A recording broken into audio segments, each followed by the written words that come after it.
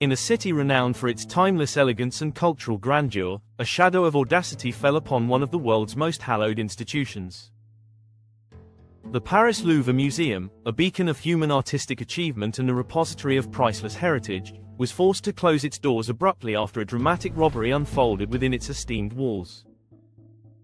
This brazen act sent shockwaves through the cultural world, raising profound questions about security at even the most revered establishments.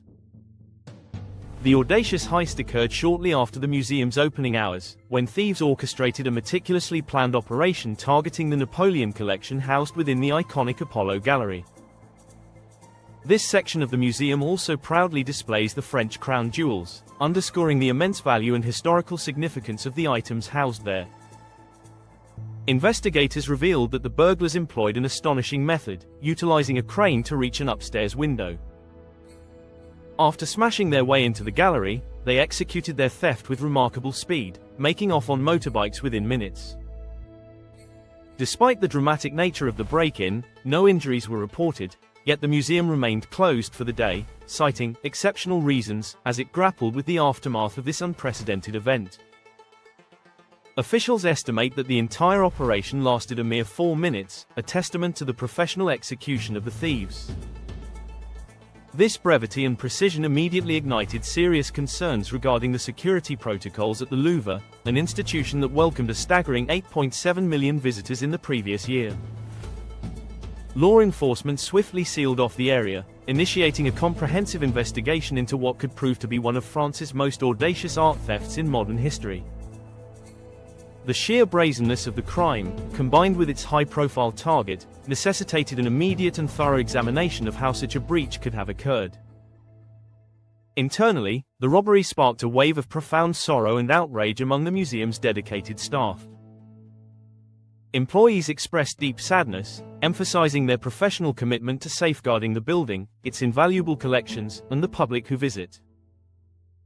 There was a palpable sense of frustration that the institution, which they are sworn to protect, had not been secured to the standard they believed was necessary. For months leading up to the incident, security personnel had reportedly issued numerous warnings, highlighting critical vulnerabilities and daily challenges within the museum's security infrastructure. These alerts, however, were allegedly disregarded by the museum's leadership, leading to a tragic realization of their worst fears: a devastating act of pillaging and desecration. Museum employees articulated a long-standing grievance regarding the allocation of resources. They called for a re-evaluation of budgetary priorities, advocating for a shift away from what they described as event-driven or ancillary activities.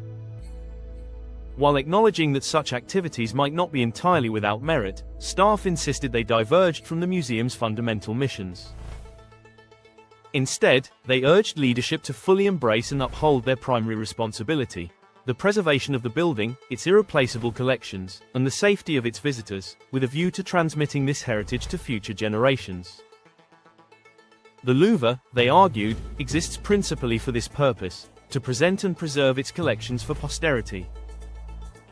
The ongoing investigation is expected to assign individual responsibilities and likely uncover a range of systemic dysfunctions.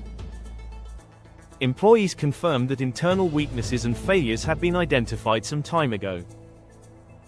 What was once an internal concern regarding the Louvre's fragility and its capacity to fulfill its primary mission has now become a globally recognized vulnerability. This incident, they noted, is not isolated but reflects a broader trend observed across museums: a general lowering of security standards in favor of other pursuits. Such a reduction in vigilance, they warned, inevitably leads to vulnerability, a grim prediction tragically realized on that fateful Sunday. Adding another layer of complexity to the narrative, a prominent expert in the Parisian jewel auction scene weighed in on the nature of the stolen items. He emphatically stated that the jewels, due to their profound historical significance and widespread notoriety, are completely unsellable. Drawing a parallel to the infamous 1911 theft of the Mona Lisa, he suggested that the perpetrators might not fully grasp the global ramifications and unique scale of their actions. Ideally, he mused, the thieves would recognize the gravity of their crime and the immense cultural dimensions they have transgressed, prompting them to return the jewels. The expert further elaborated on the impracticality of monetizing such unique artifacts. Even if the thieves were to attempt to break down the objects, separating precious metals, gemstones, and pearls, the entire chain of individuals involved in recutting, distributing, or selling these components would expose themselves to severe legal penalties. The pieces are simply too well known, too highly publicized, akin to the Mona Lisa, which was eventually recovered from the thief's bed because it was utterly unsellable. While acknowledging that the intrinsic value of precious materials like gold and diamonds has significantly increased in recent years, gold having doubled in value over the past decade, and diamonds remaining a high-value safe haven, he stressed that this material worth pales in comparison to the item's historical and symbolic value. The actual worth of these pieces, he argued, could be 10, 20, or even 100 times their mere material value, given their immeasurable historical significance. News of the robbery met with widespread disbelief among visitors outside the museum. One German tourist remarked that the incident felt like something plucked straight from the pages of a book, a common trope in fiction and film, rather than a real-life event at such an iconic location. Another visitor, while personally indifferent to Napoleon, expressed deep concern over the ease with which such valuable heritage could disappear. He questioned the feasibility of reselling the stolen items, speculating that a specific collector might have commissioned the theft, recognizing the inestimable nature of the artifacts. Another pair of visitors recounted their shock. They had planned to visit the Louvre, with one sister particularly eager due to her passion for art, only to find it closed and surrounded by police tape. The realization that jewels had been stolen was deeply disappointing and unsettling. Yet another visitor described the event as shocking and surprising, emphasizing the Louvre's status as seemingly impregnable, a symbol of France itself. The incident was not merely a robbery but a profound blow to French architecture, French history, and the very essence of the nation, describing it as disastrous. This extraordinary incident has undoubtedly reignited a critical debate surrounding security measures and funding at one of the world's most frequented museums. Home to masterpieces like Leonardo da Vinci's Mona Lisa, the Louvre now finds itself grappling with the fallout from one of the most audacious heists in modern French history. While specific figures for the total value of the stolen items remain elusive, it has been confirmed that one crown, abandoned by the thieves during their escape, is estimated to be worth several tens of millions of euros alone, and was not even considered the most significant piece. Beyond any monetary valuation, the stolen treasures represent an invaluable part of French and indeed, universal heritage. Much like the devastation wrought by the fire at Notre Dame, this incident resonates globally, drawing the world's attention to the fragility of cultural patrimony and rendering the intrinsic monetary value of the objects utterly secondary to their irreplaceable historical and symbolic worth.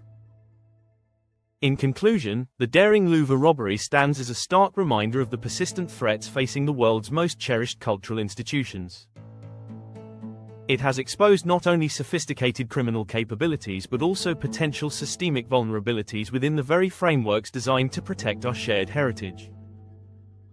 As investigations continue and the world watches, the incident compels a global re-evaluation of security protocols, funding priorities, and the collective responsibility to safeguard these irreplaceable treasures.